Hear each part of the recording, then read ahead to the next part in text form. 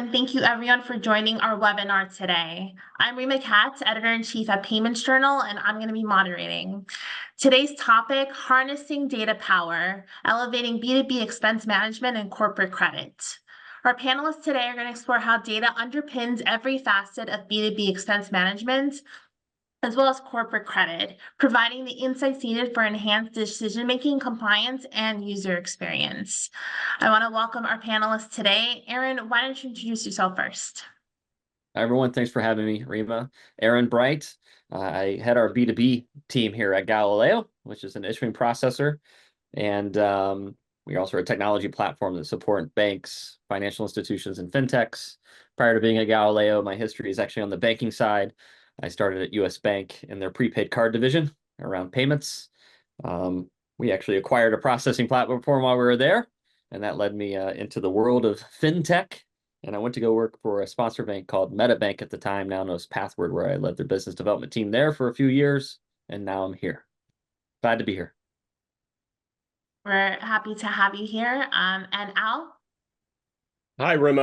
Al Bodine. I head up the commercial and enterprise payments practice for Javelin Strategy.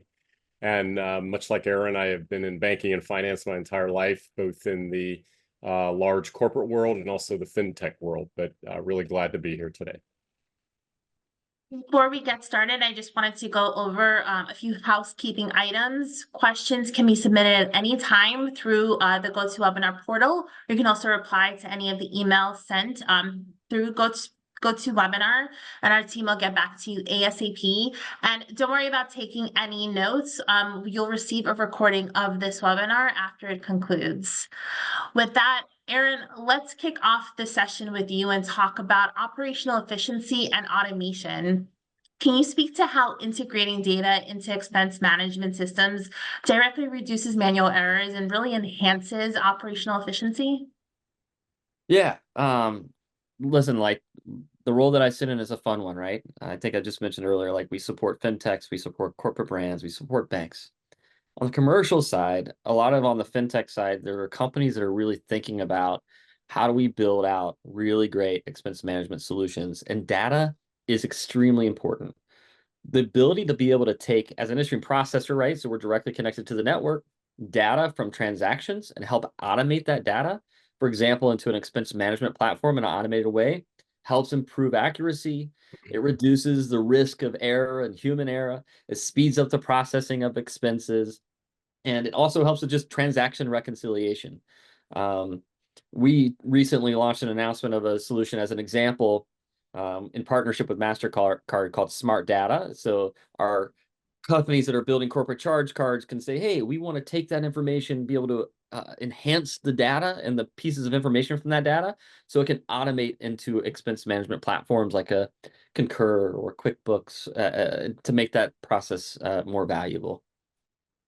So this is a really interesting subject. I happen to just be presenting in Chicago on this topic yesterday, and I'm interested to hear your insights on this, Aaron. I always ask the audience before I get started, and we were specifically talking about the importance of automation in treasury departments and how it's almost inconceivable to me how you could not be automated. And I'm always surprised to see the number of hands that go up when I say, who is not automated at all? Or who is only automated 50%, or who is only automated 30%. And it's always amazing to me. And is that something that you find out there in the world, Aaron, that there are painfully fewer companies that are automated than you would like to see? 100%. And I'd bucket them into few different categories, right? So you have small businesses that are just trying to ramp up and start to understand how to manage their businesses. And then you have really large businesses. Those large businesses are traditionally standing on top of a large, what I'll call legacy financial institution doing their treasury services. And they sit on top of legacy platforms that may not be able to help automate and provide data in a way that's ingestible. I almost said combustible there, ingestible, and being able to use in a real-time and automated way. And those are the things that Galileo really is trying to help support. Whether it's a financial institution that's actually trying to build out those types of solutions for their end customers, Or we have some companies that are directly coming to us that are saying, you know what, we're actually going to just build this on top, some new solutions on top of our existing banking partnership to help with these reconciliation issues, the automation of these types of data points on primarily money movement in and out is what we're talking about, and making sure that the data that's there provides them useful information that might help them reduce cost or be able to provide more efficiencies or provide insights into how they can get access to new funds and cash flow, as a few examples. To piggyback on what you said earlier, when you talked about how critical data analysis is, you kind of said that it really does also help reduce human error. There's a lot of benefits to it. You also mentioned, the costs that can be associated with it, optimizing financial resources. Can you delve a little bit deeper into that? And can you also speak to some of the challenges that companies are facing when they're trying to align data insights with their goals? Yeah, look at it from like a perspective of when I think about the companies we interact with, they're really thinking about the way they change how their customers interact with their money, whether it's offering them lending solutions, whether it's savings, whether it's the benefit of the expense. Today, some of these customers have what I'll call data silos. So they struggle with the fragmented data systems that they're utilizing. They have challenges with the consistency or the quality of the data that they're getting. And, how they can connect enough of the ecosystem into one platform helps be able to do that, help reconcile, to be able to then, they're building out really, if I think of it, the front end solutions that may say, hey, we want to take this data and then show them how to better forecast, to better budget, to better show cash flow management. They want to take out ways where there's potential risk on transactions that may be being spent fraudulently, or not in the places it should be, or duplicate expenses across multiple vendors that they might want to make an awareness to them to say, hey, did you realize you're using these multiple tools, and providing them notifications to be able to say, go and try to reduce those, which will help essentially their revenue and their bottom line. I don't know, Al, what you think? mean, I pretty much could parrot exactly what you just said, but I'll dig down on one area that you brought up that I think is incredibly important. I would say consistently across the board, CFOs from small companies all the way up to CFOs of Fortune 500 companies, the CFOs that have pedigrees that would blow your mind. Every one of them, number one on their list of most difficult thing to do is to forecast cash flow.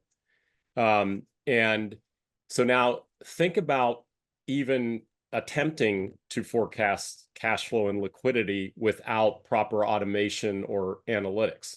I would defy anybody to be able to do that in this day and age. Yeah. So what becomes a really interesting discussion, I think, this whole world of AI, and nobody is there yet, by the way, with the cash flow forecasting. But when we start to think about things like AI or very sophisticated data models, you start to be able to see the ability to accurately forecast cash flow and be able to accurately look at liquidity. And so I think that it's just starting with a good basis of data, the ability to finally be able to start to do this without a room full of rocket scientists, trying to figure out where this is going to go. So I think that is the most intriguing trend that I am seeing right now, with the I guess I'll say the advent of better automation, better data, and potentially better artificial intelligence being infused. I may add, Rima, so like, when I tell friends about what I do that don't know what I do, I say, oftentimes I'm helping companies that aren't actually banks build financial solutions. And so if you think about the bucket of large corporate brands, we are right in the middle of the time where you see companies like a Shopify or a Starbucks or these large marketplace providers, and they're saying, hey, I have an opportunity to enhance my relationship with my customers by offering them a financial service. That's where Galileo comes in and helps support, right? But what's exciting when we talk about data, how much more powerful are you to your customer if you understand how those funds are coming in and out of their account? Yes, there are tools to be able to, we call it open banking tools, see that connected. What we're seeing is more opportunity of people to say, let's offer them these accounts and help them embed these accounts directly in their platforms. So as they're making sales, funds come directly into there. So this just comes to that data piece. As they're making payments out, they can see the types of payments that are going outbound as well. And then starting to think about, oh, wait, we can then start to offer them new lending or financial solutions. We see a lot of online lenders that come to us and say, hey, we're trying to offer actually some of the more of these deposit products. And again, all of this really is centered around them trying to get a little closer to the metal on the data from their customers and the patterns of those customers so that they can then alert them of better solutions to better manage their businesses.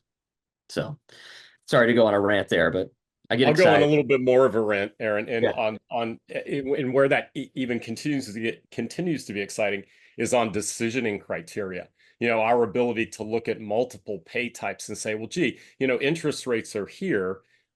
Maybe this doesn't make sense this week or this month. This might be a better pay type, and also it might give me the opportunity to offer some supply chain financing, dynamic discounting. All these other wonderful little levers I potentially could pull. And again, you cannot do it without good data. 100%. I think it also just comes down to that stickiness, Aaron, that you were speaking about, that we're seeing with Shopify, that we're seeing with Starbucks, something that a lot of organizations want to achieve. And both of you spoke about how critical data analysis is, but I think you can also say that the user experience is also very key here. Aaron, can you speak to how significant the user experience is in the adoption as well as the successful implementation of these tools across, these organizations? And in what ways does leveraging data help in customizing the user experience in financial management tools? Yeah, user experience should be really top of mind for anyone to be able to help keep them in their ecosystem. We work in the model where we have customers that build out their own user experience themselves. And what they're making, and from a platform perspective, they're looking for a partner that can actually help provide a lot of the ecosystem of partnerships underneath that, from things like a KYC or a KYB or fraud controls, transactional fraud, dispute management, customer service. We also have the ability where we can actually build out the front end UI UX. I see more and more time though. Let's take that question in regards to the Starbucks or the Shopify type use case. They're trying to work with partners and technology platforms that can say, hey, we may have already onboarded a lot of these clients previously, their businesses. We may have certain levels of information like what the business is and who the beneficial owner is and what their tax ID number is. They may even have information like social securities of the actual owners of the business. And they're saying to us, hey, we don't want to have to redo everything. How do we partner with you to make sure that if somebody says, click, I want this product, we're doing it in an automated way, passing you the information we already have, because the bank partners underneath Galileo still need to make sure that they're a legitimate business, that they're not fraudulent, et cetera. They have to do the reviews from a compliance perspective. But how can we do that in an automated way? And that's how we're thinking about it. We have an advantage because we sit on the seat of we do build the front end as well. So we're have the mindset of like thinking about the customer shoes. Like what are the experiences? They want fast. They want it to be, so they can onboard quickly and not have to go through that many things. And then they also want the ability to provide notifications to their customers. We call those event APIs on our platform, where they're webhooks and they can actually send, or they can send actually a text notification, or they can get actually a little notification from their cell phone to alert them on activities that are most meaningful to them based on the data that they're receiving from their technology platform. Yeah, this thing is influencing everything. I think you probably agree, Aaron, that the consumer experience drives UI UX, and it always has. I mean, a lot of cool things were happening on handhelds, while banks were still, you were looking at bits and bytes on a mainframe computer screen. But I'm seeing that gladly. I'm seeing that change a lot, and people indeed do. Commercial people want things on their phone. They want to be able to make payments on their phone. They want to be able to receive payments on their phone. They want to be able to see data on their phone. So yeah, another area that's getting more user friendly, more consumer like in a very good way. Yeah, there's been a hot topic of where people say they're just trying to, the consumerization of business banking, as I Yeah, hear more and more. And um, that's a good one. I have to remember that. yeah, so it's like Galileo's when we first started really was like what grew us a lot is like consumer DDAs or consumer challenger banks. Yeah. Um, And so it's interesting. Now people are like, wait, we really specific for like the small business market want to offer very similar type of solutions and the same types of feature functionality and early access to funds and great notifications and great being able to upload receipts or being able to, you know, uh, you know, deposit checks by a mobile check capture, and then being able to send out payments. They want a lot of the similar type feature functionality that some of the what I'll call consumer neobanks have offered, but for business, primarily small business. It does get much more complex as you get into larger commercial institutions, um, in terms of the solutions that they need and require from a treasury perspective and lending perspective. Um, but it's fun to watch how that is all evolving literally in front of our eyes and growing. Yeah, and it's really it gets more interesting year over year as I like to say, as we see bank cores being cracked open, and fintechs interfacing with those cores, and there are a lot of banks that are still actually using mainframe based cores to manage their businesses. Someday that'll go away, but it's good to at least see that it's changing from that legacy stodgy environment. It's a hot topic around here, and that's Yeah. again where we have a ton of fun because we have a core banking solution that can help modernize a financial institution's core stack. We have essentially what we would call a thin layer omnibus solution that could sit on top of an existing core without having to unwind that to get that type of level of access, real-time data warehouse, and just to put it all together for those notifications. So yeah, it's been a lot of fun right now to be in market for specifically around some of these business use cases, no doubt about it. So another key topic that I think has been dominating headlines this year has been fraud. And Aaron, you spoke about this previously in terms of how data analytics supports compliance and helps in fraud detection. But for those tuning in, can you provide a bit more detail and specifically, how Galileo helps aggregate data to identify fraud patterns and also potentially reduce disputes? Yeah, it's a really hot topic that we're seeing right now. Because although technology is evolving, the rates of fraud is increasing. A lot of that is because it's moving so quickly, the technology, that people are trying to make sure that they build the protections in place. So Galileo has taken this as a really serious part of our portfolio of products that we can provide to our customers. And you mentioned the aggregation of data. So as a direct endpoint to the network, as a issuing processor, we have hundreds of millions of active cardholders on our platform. We can de-identify that data. We can put that within our system, and then we can actually provide our systems, our customers, the ability to see things like common points of compromise. Why is that important? Well, if there's a common point of compromise, we might want to flip the switch to say, let's maybe restrict making transactions at that place so that we can reduce disputes. We can help provide the customers with the ability to set up the levers and controls to make an experience that they want, but help reduce the risk and rates of fraud, is the intention of what we're trying to help support here. But that data aggregation piece is really important because it provides power to all of our customers in terms of the data. They don't see other customers' data. I want to make sure that's really, really clear. It's all de-identified, but they can start to see signals to be able to help set up their system in a way that protects them from those risks of fraud and losses. What are you seeing, Albert, in terms of like how people are handling and managing fraud? So 100% agree with you. It is getting far more sophisticated. One of the things it's getting is faster. And what I'm seeing is, especially with the advent of instant payments, and certainly as that limitation is going, from 500,000 to 1 million, it'll probably be up, closer to 2 million in 12 months time. But that 20-second window, you've got some pretty sophisticated things going out there to be able to, intercept those payments. And that's not just some a buddy out there who's stealing mail.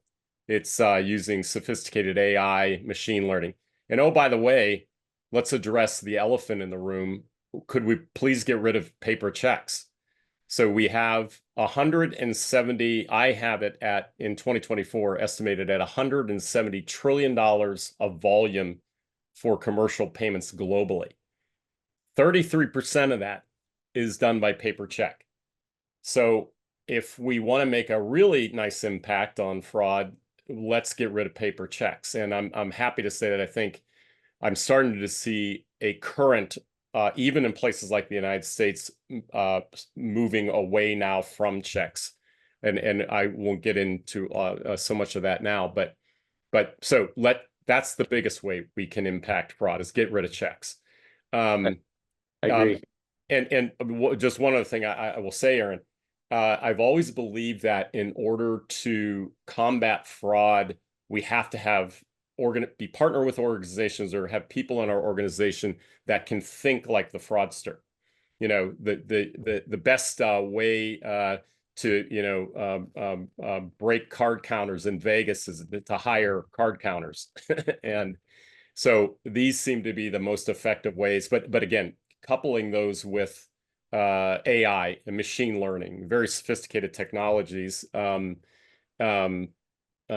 combat that stuff is absolutely critical, because it's only getting more sophisticated.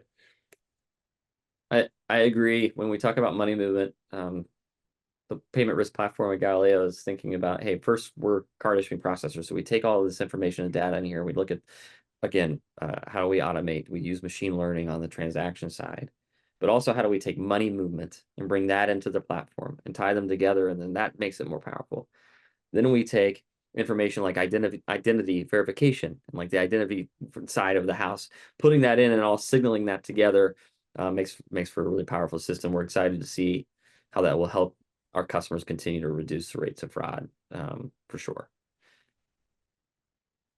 You've given a lot of organizations that are tuning in a lot of food for thought. We've covered how important like data analysis is, how having a good framework there is really imperative. We also talked about how to leverage technology like AI and machine learning in this, and the impact that fraud is having in the space. Al, to your point, people are wearing so many different hats now, they have to also put on a fraudster hat to like deal with that.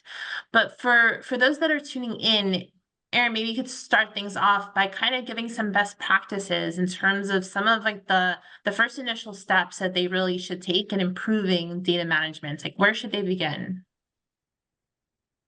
First and foremost, I think you have to partner with the right technology partners that are and making sure you understand the type of data that they are actually providing you.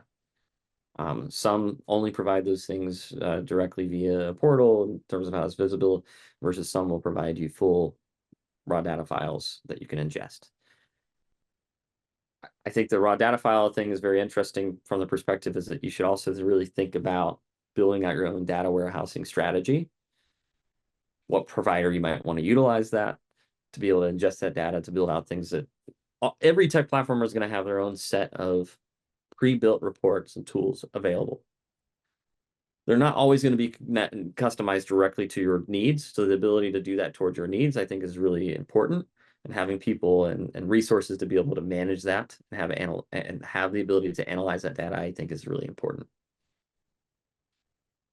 I would just highlight what Aaron said, I mean, it all starts with good data.